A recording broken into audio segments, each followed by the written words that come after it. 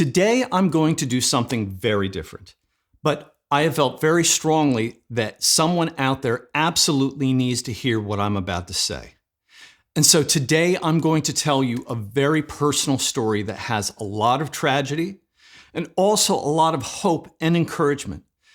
But most importantly, this is a story about trusting in God when everything is against you.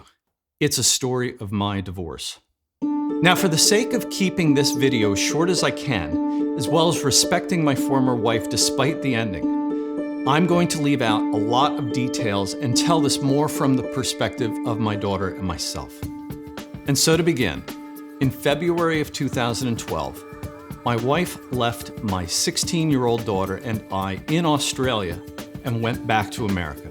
I didn't agree with her leaving, but I understood having gone through financial tragedy a few years prior. Months went by and I could tell she missed our daughter terribly.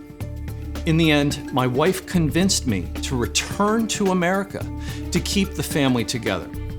My daughter was very much against this as we had been in Australia for 3 years already. And as a young teen girl, she needed stability and solid peer relationships.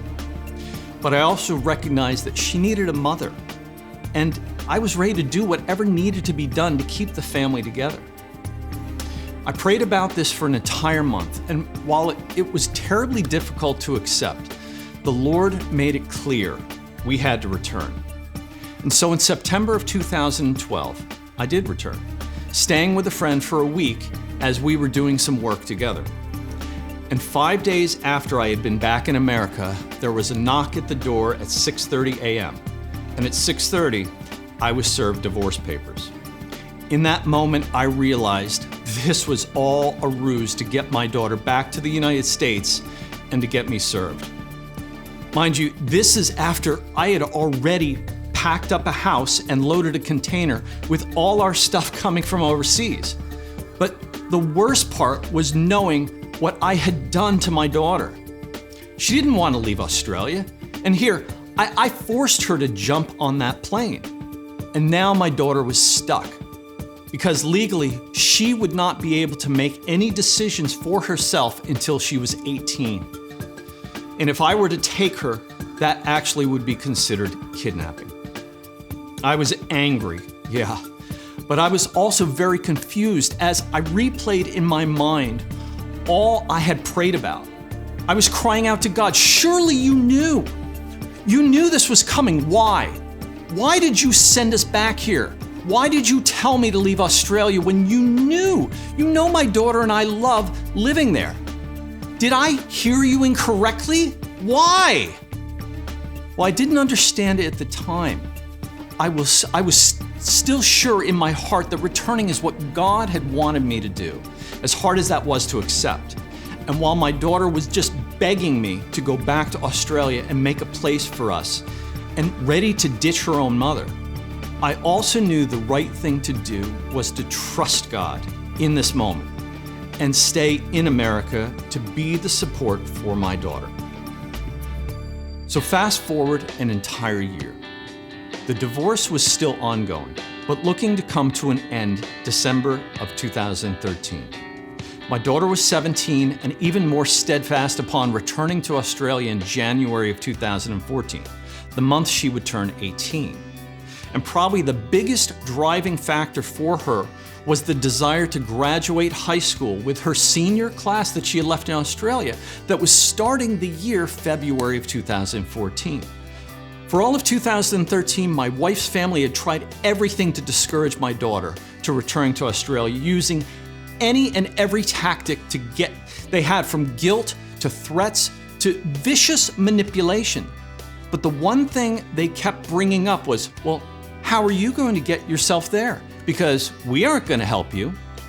To which my daughter would smartly reply, I don't know, but I'm going back.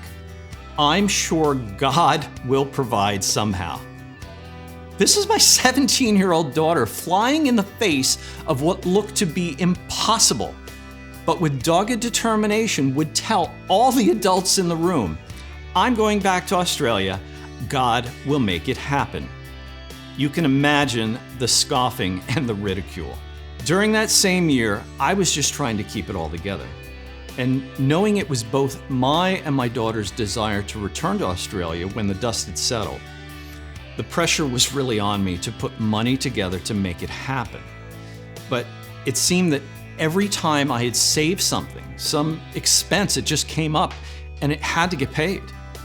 My daughter was so determined, though, to go back to Australia. And look, we were only 3 months from her turning 18 and I had nothing. Also know, this was also a spiritual attack. My daughter and I were constantly bombarded with wicked, depressing thoughts of how God had abandoned us, or thoughts to give up, thoughts to get us to give up on God even. Look, I'll never forget, someone even asked me in the middle of all this, why aren't you angry at God? He told you to come back to America and then all this happened. Yeah, well, all I did was I shrugged my shoulders and I said to him, well, where am I gonna go? When you know who God is, where do you go? You see, by this point, I had come to the real understanding of Romans 8:28. And we know that in all things, God works for the good of those who love him, who have been called according to his purpose. I didn't need to understand it. I didn't have to know exactly how it was going to work out. What I knew was I just had to trust God and do whatever asked to the best of my ability. And so in November of 2013, just before my final court date with my wife, I got the most random phone call about a business deal. That business deal actually has a story even unto itself, but it was that phone call in the 11th hour that was more than enough money for my daughter and I to return to Australia and reestablish ourselves. But what's more, between my international sky miles and my gold status from flying so much, we returned to Australia February 1st, 2014 with 6 overloaded suitcases and 4 carry-ons, all for only $500 for both of us. Just in time for my daughter to start her senior year of high school. God came through. That was almost 10 years ago, and since then, God has provided so much for both of us. My daughter and I were both shattered and broken coming back to Australia, but over time, God has also found a way to heal us. We're not perfect, and the memories are still painful, but having gone through all of it, I'm grateful for what was a terribly humbling experience, because I look back at it knowing that I did everything God had asked of me. The result may not be exactly what I had hoped for, but in several ways, I'm in a better position, especially when it comes to serving Christ.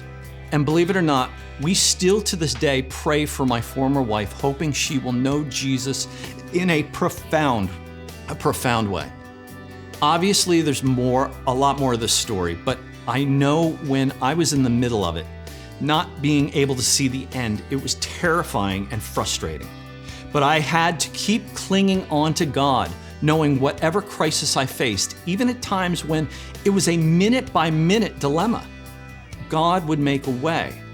And reading Psalms played a big part of getting me through.